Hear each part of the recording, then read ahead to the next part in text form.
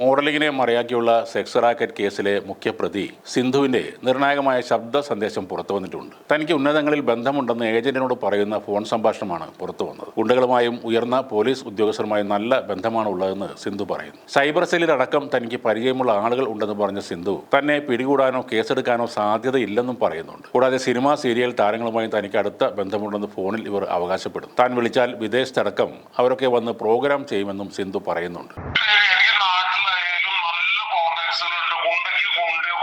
പോലീസോ cyber സെല്ലുകാർക്ക് cyber Cello ഇനിയിപ്പോ ദുബായിലായാലും എനിക്ക് നല്ല കോണ്ടാക്ട് ഉണ്ട്. ഇവിടെ വേറെ സമയത്ത് ഗുണ്ടകളെയും പോലീസിനെയും നല്ല പരിചയമുള്ളത് പോരാതെ ദുബായിലാണെങ്കിലും നല്ല ബന്ധങ്ങളാണ് തനിക്കുള്ളത് എന്നാണ് സിന്ധു പറയുന്നത്. മോഡലിംഗിന്റെ മറവിൽ മനുഷ്യക്കടത്തും ലൈംഗിക പീഡനവും നടത്തിയെന്ന കേസിൽ കൂടുതൽ വിവരങ്ങൾ ഇപ്പോൾ പുറത്തു വന്നിട്ടുണ്ട്. 5 വർഷം മുമ്പാണ് ദുബായ് കേന്ദ്രീകരിച്ച് സെക്സ് റാക്കറ്റ് പ്രവർത്തനം തുടങ്ങിയതെന്ന് അന്വേഷണ സംഘം കണ്ടെത്തി. ബിലാൽ എന്നറിയപ്പെടുന്ന ശ്രീകുമാറിന്റെ ഫോണിൽ നിന്ന് ഒട്ടേറെ പെൺകുട്ടികളുടെ ചിത്രങ്ങളും കണ്ടെത്തിയിട്ടുണ്ട്. മോഡലിംഗിന്റെ മറവിൽ മനുഷ്യക്കടത്ത് നടത്തുകയും യുവതികളെ വിദേശത്ത് എത്തിച്ച് ലൈംഗിക വ്യാപാരത്തിന് ഉപയോഗിക്കുകയും ചെയ്ത കേസിൽ നിർണായക കണ്ടെത്തലുകളാണ് പോലീസ് നടത്തിക്കൊണ്ടിരിക്കുന്നത്. 5 വർഷം മുമ്പ് കോവിഡിന് ശേഷമാണ് തങ്ങൾ യുവതികളെ വിദേശത്തേക്ക് കടത്തുകയും ദുബായ് കേന്ദ്രീകരിച്ചുകൊണ്ട് സെക്സ് റാക്കറ്റിന് നേതൃത്വം നൽകി തുടങ്ങിയതും എന്നാണ് പ്രതികളുടെ മൊഴി. സിന്ധുവിന്റെയും ബിലാലിന്റെയും മൊഴികളാണ് ഇതിൽ പ്രധാനം. ഇവരുടെ പ്രവർത്തനം സംബന്ധിച്ചും പോലീസിന് വ്യക്തത കൈവന്നിട്ടുണ്ട്. ദുബായിൽ എത്തിയ ശേഷം യുവതികളെ അന്യായമായി തടങ്കലിൽ പാർപ്പിച്ച് ഇവരുടെ ഫോട്ടോകളെടുത്ത് ആവശ്യക്കാർക്ക് അയച്ചു കൊടുക്കും. ശേഷം കച്ചവടം ഉറപ്പിക്കും. ലക്ഷങ്ങളുടെ ഇടപാടുകളാണ് അങ്ങനെ നടന്നിരുന്നത്. ആവശ്യക്കാരെത്തി യുവതികളെ കൂട്ട ബലാത്സംഗത്തിന് ഇരയാക്കുകയാണ് പതിവ്. ഈ പീഡനത്തിന്റെ ദൃശ്യങ്ങൾ മൊബൈലിൽ പകർത്തുകയും പിന്നീട് ഇത് കാണിച്ച് വീണ്ടും ഭീഷണിപ്പെടുത്തി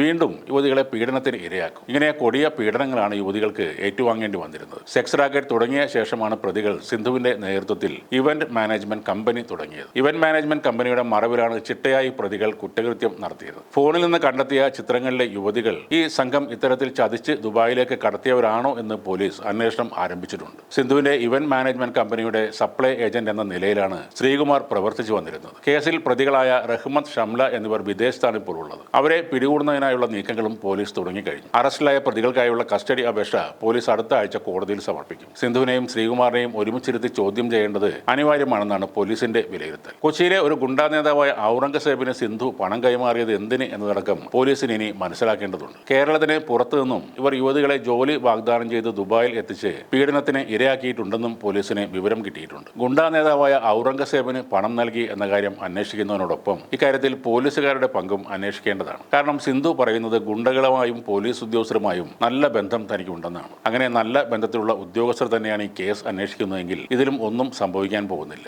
ഈ കേസൊക്കെ തേഞ്ഞുമാഞ്ഞു പോകും. മനുഷ്യക്കടത്തും പെൺവാണിഭവും പീഡനവും ഒക്കെ വീണ്ടും തുടരുകയും ചെയ്യും.